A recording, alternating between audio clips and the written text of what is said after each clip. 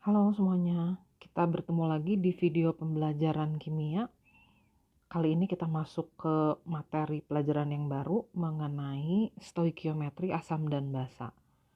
Nah, sebagai pendahuluan, kita akan membahas jenis-jenis reaksi atau reaktan yang akan kita banyak sebut dalam sepanjang pembahasan ini. Nah, jenis-jenis reaksi yang perlu kita ketahui itu ada beberapa. Jenis reaktan atau reaksi. Yang pertama, tentu kita semua juga sudah paham. Reaktan yang pertama asam. Asam ini adalah apa? Terserah mau pakai konsep Arrhenius, Bronsted-Lowry atau Lewis, kita bisa menjelaskan apakah itu senyawa asam. Nah, yang jelas senyawa asam ini kalau terurai dalam air, menurut teori Arrhenius dia akan menghasilkan ion H+. Jadi contohnya HCl ini adalah asam klorida. Sambil diingat lagi, ini adalah asam kuat yang bersifat non-oksi karena tidak mengandung oksigen. Kemudian ada juga asam yang mengandung oksigen seperti ini. Ini kita sebutnya asam oksi. Ini kebetulan asam asetat nih. Asam asetat dia bervalensi 1 karena menghasilkan 1 ion H+ per molekul. Nah, asam asetat termasuk asam lemah dan seterusnya. Itu jenis reaktan yang pertama, yaitu asam. Nah, yang kedua, kita juga sudah mengetahui jenis reaktan yang kedua, temannya asam, yaitu adalah basa. Ini juga sama, kalau kita gunakan teori Arrhenius, basa itu adalah senyawa yang jika dilarutkan dalam air menghasilkan ion OH-. Nah, ini termasuk basa kuat nih, bervalensi 1 karena ion hidroksidanya berjumlah 1 per molekul. Nah, tata namanya bisa sambil kita ingat lagi juga. Nah, yang suka menjebak, NH3 ini termasuk basa, tapi kok tidak terlihat ada OH-nya. Nah, NH3 ini kalau dilarutkan dalam air, dia menghasilkan ion OH-. Jadi, dia termasuk basa. Atau kita biasanya menyebutnya gas amonia. Gas amonia kalau dilarutkan dalam air, menghasilkan ion hidroksida. Nah, kalau untuk asam dan basa, saya yakin semua tidak ada masalah, pasti sudah paham. Yang disebut asam itu yang seperti apa, basa itu yang seperti apa. Oh, ada yang ingin saya bahas nih. Ada senyawa yang rumus molekulnya itu adalah senyawa C6H5OH. Nah, ini namanya fenol. Sepintas seperti basa ya, padahal sebenarnya dia asam. Karena dia menghasilkan ion H+ jika dilarutkan dalam air. Jadi saya taruh di atasnya, dia termasuk asam. Tentu asam lemah ya, karena dia tidak termasuk di kategori di 6 senyawa yang termasuk kategori asam kuat. Kemudian kalau ada lagi senyawa misalnya C6H5COOH, nah yang semua yang belakangnya COOH itu berarti sejenis dengan asam asetat. Ini adalah kelompok senyawa asam karboksilat. Nah, ini juga termasuk asam lemah. Nah, itu saya garis bawahi karena kadang-kadang kita suka terkecoh karena belakangnya OH. Nah, padahal dia menghasilkan ion H+ kalau dilarutkan dalam air. Oke, kita lanjut sekarang. Jenis reaksi atau reaktan yang ketiga yang akan kita bahas itu adalah senyawa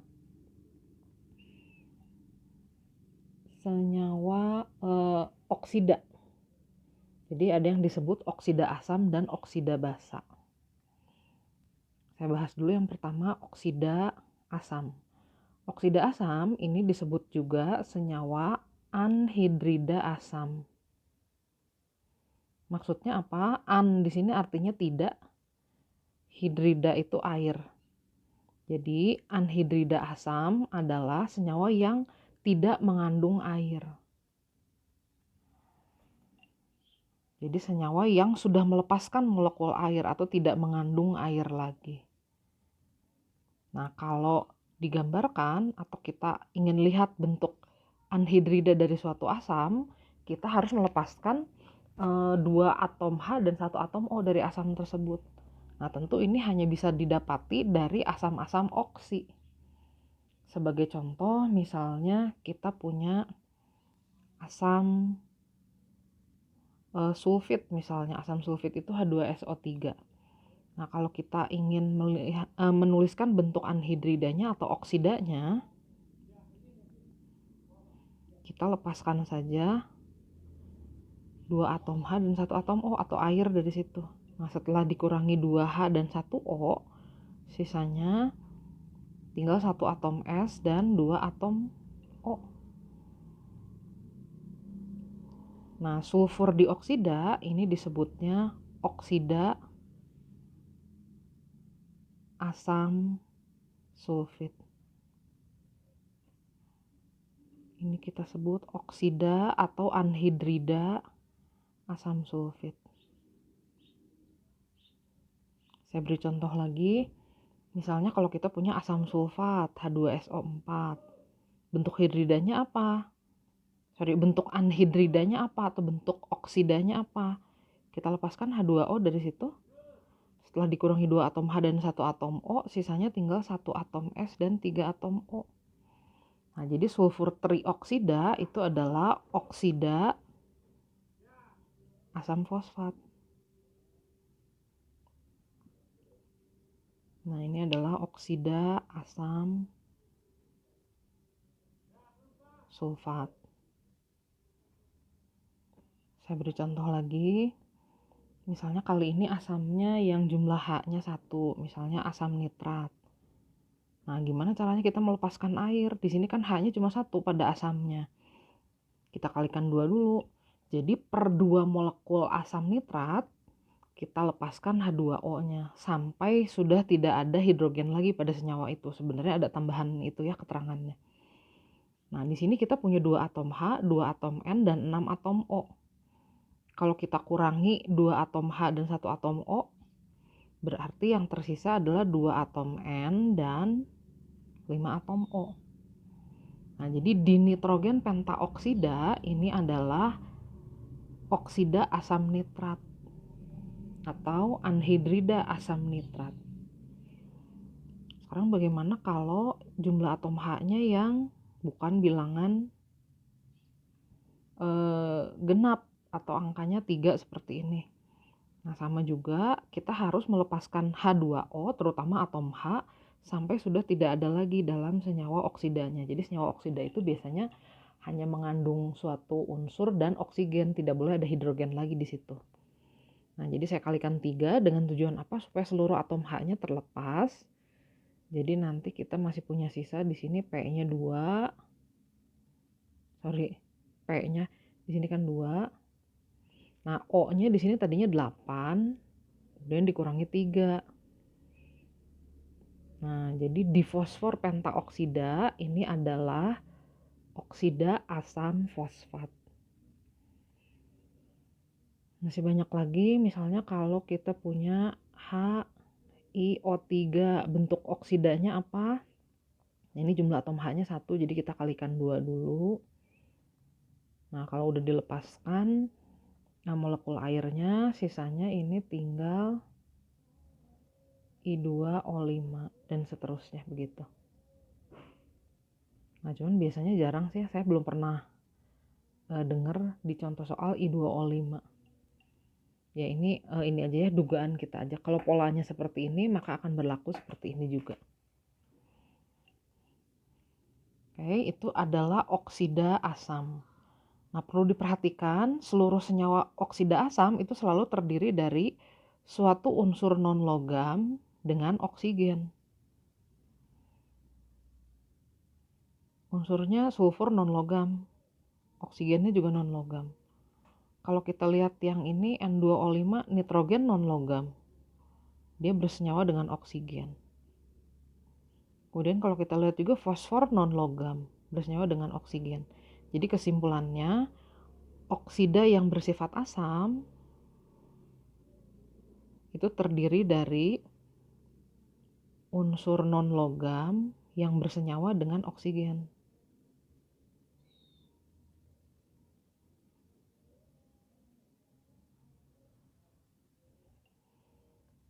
Nah, ini berkebalikan dengan jenis reaksi yang keempat, atau oksida basa. Nah, oksida basa ini juga sama, ini adalah senyawa basa yang sudah tidak mengandung H2O atau sudah tidak ada lagi atom hidrogennya di situ. Jadi hanya mengandung unsur logam yang berikatan dengan oksigen. Anhidrida itu artinya tidak mengandung air. Nah, contohnya kalau misalnya kita punya senyawa-senyawa basa seperti ini, saya sengaja berikan contoh basa bervalensi 1, 2, dan 3. Saya kasih contoh juga kalau valensinya lebih dari 3 ya. Nah, kita akan melepaskan molekul air dari sini. Ini hanya cuma 1 nih, kalau gitu kita kaliin 2 dulu. Nah, kalau sudah melepaskan H2O, sisanya tinggal 2 atom Na dan 1 atom O. Kan Na-nya tadinya 2, O-nya ada 2, H-nya ada 2. Kalau udah kita lepaskan H2O, sisanya tinggal Na-nya 2 dan O-nya 1. Nah, senyawa natrium oksida, perhatikan di sini penamaannya tidak memakai monoditri, tidak memakai awalan-awalan seperti tadi yang di atas, karena ini adalah senyawa ionik. Senyawa ionik tata namanya seperti itu kan ya, tidak menggunakan awalan-awalan. Nah, kalau CaOH 2 kali, bentuk anhidridanya apa atau oksidanya apa? Kita lepaskan H2O dari situ. Sisanya tinggal 1 atom Ca dan 1 atom O. Jadi, kalsium oksida itu adalah oksida kalsium hidroksida. Jadi CaO adalah oksida CaOH 2 kali. Nah, sekarang bagaimana kalau H-nya 3? Kita jadikan genap dulu nih, kita kalikan 2. Kemudian kita lepaskan H2O. Nah, di sini kan H-nya di bagian sebelah kiri tanda panah ada 6. Jadi makanya saya kali 3 di situ. Nah, sisanya setelah melepaskan air, kita punya aluminium 2 atom. O-nya ini tadinya ada 6 nih. Sudah dilepaskan 3.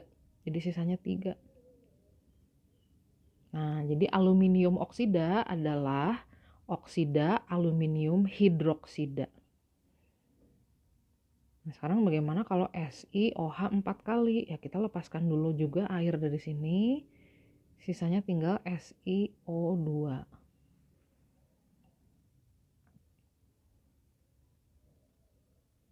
Nah, kalau ini namanya harus menggunakan awalannya karena ini adalah senyawa kovalen. Si-nya non-logam, O juga non-logam. Kalau ini nggak usah, karena aluminiumnya logam, jadi jenis ikatannya ionik. Nah, kalau kita perhatikan, kecuali SiOH 4 kali, oksida-oksida basa itu terdiri dari logam yang berpasangan atau bersenyawa dengan oksigen.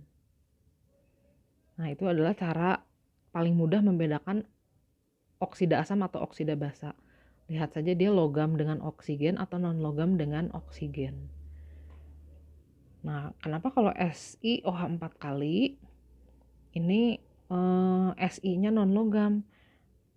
Nah, ini menunjukkan juga bahwa sebenarnya SiOH 4 kali itu agak tidak terlalu bersifat basa. Dia lebih cenderung membentuk asam biasanya. Jadi bentuknya bentuk asam bukan basanya. Nah, itu nanti kita bicarakan di lain kesempatan saja. Oke. Nah, berikutnya kita akan mempelajari ada pereaksi yang kelima. Nah, pereaksi yang kelima ini adalah garam. Nah, seperti kita ketahui, garam ini adalah senyawa ionik yang terdiri dari kelompok logam yang berikatan dengan unsur non-logam, atau bisa juga terdiri dari kation dan anion. Tapi kationnya bukan H+, anionnya bukan OH-. Nah, contohnya seperti apa? Seperti ini. Ini garam yang paling sering kita dengar, garam dapur. Kemudian NH4 2 kali SO4, ini juga termasuk garam karena bisa diurai jadi kation dan anion. Kationnya bukan H+, anionnya bukan OH-. Kemudian kalsium karbonat, nah ini juga garam. Jadi jenis-jenis reaktan yang bisa diuraikan jadi kation dan anion, kationnya bukan H+ dan anionnya bukan OH-, itu kita golongkan sebagai garam. Nah, yang keenam, reaktan yang nanti akan kita sering sebut juga itu adalah reaktan yang bersifat logam. Masih ingat, logam itu adalah unsur-unsur yang energi ionisasinya kecil. Jadi dia cenderung membentuk kation untuk mencapai kestabilan. Nah, logam dalam reaksi atau dalam stoikiometri asam basa biasanya dituliskan sebagai seperti ini. Bentuknya solid dan dituliskan satu jenis lambang atomnya sebagai wakil dari ikatan logam-logam yang ada di situ. Untuk mewakili seluruh atom-atom logam yang ada di situ. Jadi ini adalah logam besi, ini adalah logam tembaga, ini adalah logam seng, dan seterusnya. Nah ya, jadi kita sudah mengetahui ada 6 jenis reaktan. Kemudian kita akan lanjut dulu ke kelarutan elektrolit.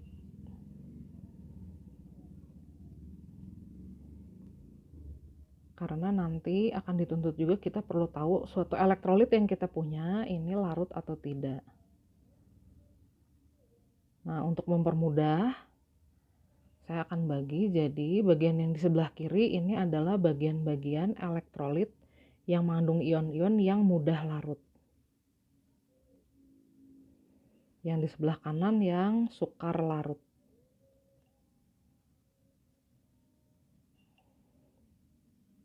Nah, senyawa-senyawa elektrolit yang mudah larut itu adalah senyawa-senyawa elektrolit yang mengandung ion-ion natrium, kalium, kemudian ion amonium,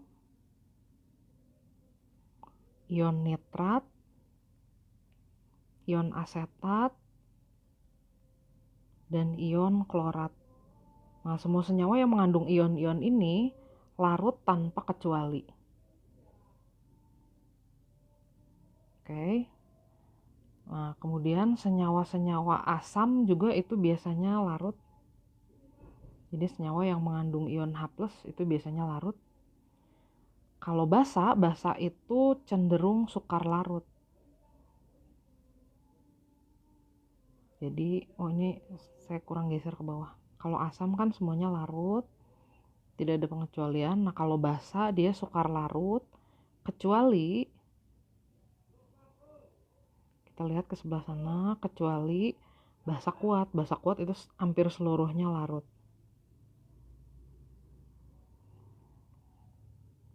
Nah, ingat yang sebelah kiri itu yang mudah larut, sebelah kanan yang sukar larut. Kalau ion-ion yang ini semuanya larut tanpa kecuali. Nah, sekarang ada beberapa senyawa yang larut tapi dengan pengecualian. Jadi contohnya senyawa-senyawa yang mengandung ion-ion halida, jadi seperti ion Cl, ion Br, ion I, itu semuanya mudah larut, tapi ada beberapa yang sukar larut. Nah, yang sukar larut itu biasanya yang bergabung dengan ion Ag, ion Hg, merkuri, ion Pb, dan ion Cu, tembaga 1.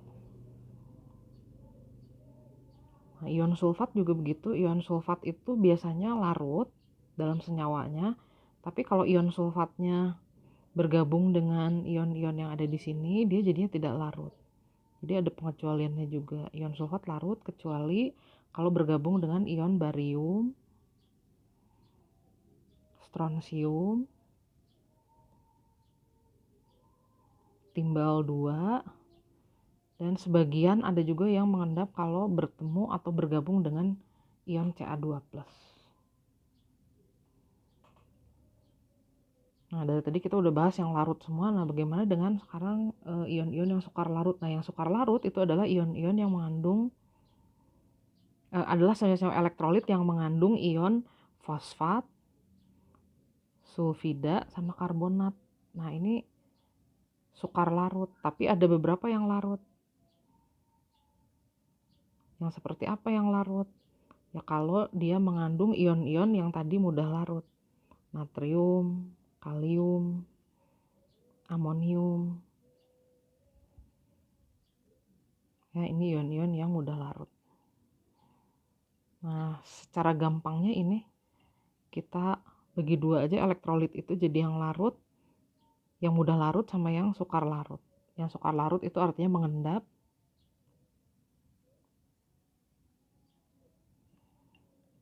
Nah, akan saya beri contoh sekarang ya. Misalnya kita diminta mengecek apakah senyawa natrium karbonat larut. Nah, natrium karbonat ini mengandung ion Na plus dan ion CO3 2-. Nah, Na plus tadi mudah larut. Dia tanpa ada pengecualiannya, jadi Na2CO3 bentuknya aqueous. Misalkan lagi kita punya senyawa, misalnya AlPO4 misalnya. Nah, kita uraikan dulu, ini jadi aluminium dan fosfat. Nah, ion fosfat tadi kalau kita lihat di atas dia sukar larut. Nah, ini menyebabkan senyawa ini jadinya mengendap. Nah, aluminium ini tidak ada di pengecualiannya ion fosfat. Nih, di sini nggak ada ya, nggak ada aluminium. Makanya AlPO4 sukar larut. Nah, saya beri contoh lagi, misalnya kita punya senyawa AgCl. Kita uraikan dulu, AgCl ini jadi ion Ag plus dan Cl-. Nah, ion Cl- ini tadi di ketentuannya itu dia mudah larut. Tapi kalau kita lihat di sini, kalau dia bergabung dengan Ag, maka dia masuk ke pengecualiannya. Jadi AgCl tidak larut. Begitu. Jadi memang kita harus sering melihat ini skema ini. Saya kecilin biar kelihatan semuanya ya. Skema larut dan sukar larut ini supaya kita tahu apakah suatu senyawa larut atau enggak. Nah, nanti mungkin bisa sekalian sambil buat latihan. Senyawa-senyawa yang sukar larut itu ini, kemudian SrSO4 ini sukar larut, PbSO4 sukar larut, kemudian AgI, AgBr ini juga sukar larut, kemudian CUI, nah ini juga sukar larut. Nah, ini akan banyak sekali variasi, jadi nanti kita harus sering lihat aja skema yang tadi ya. Nah, kalau misalnya kita punya senyawa K2CO3, nah di sini ada ion K nih. Ion K plus tadi kan dia selalu larut tanpa pengecualian. Jadi senyawa ini larut dalam air. Gitu. Ini sebenarnya nggak ada cara lain untuk menghafalkannya. Balik lagi, kita harus sering melihat tabel ini. Oke, ini tentang jenis-jenis reaksi dan kelarutan elektrolit. Oh, tadi saya belum kasih contoh yang asam dan basa ya. Kalau asam misalnya HCl, nah ini udah pasti larut. Kalau basa, misalnya kita ketemu basanya NaOH, nah ini udah ada Na-nya sih jelas ya. Na kan selalu larut. Jadi basa NaOH juga larut. Tapi kalau misalnya kita menemukan basa lemah, misalnya BeOH 2 kali, nah dia bukan basa kuat, jadi dia sukar larut.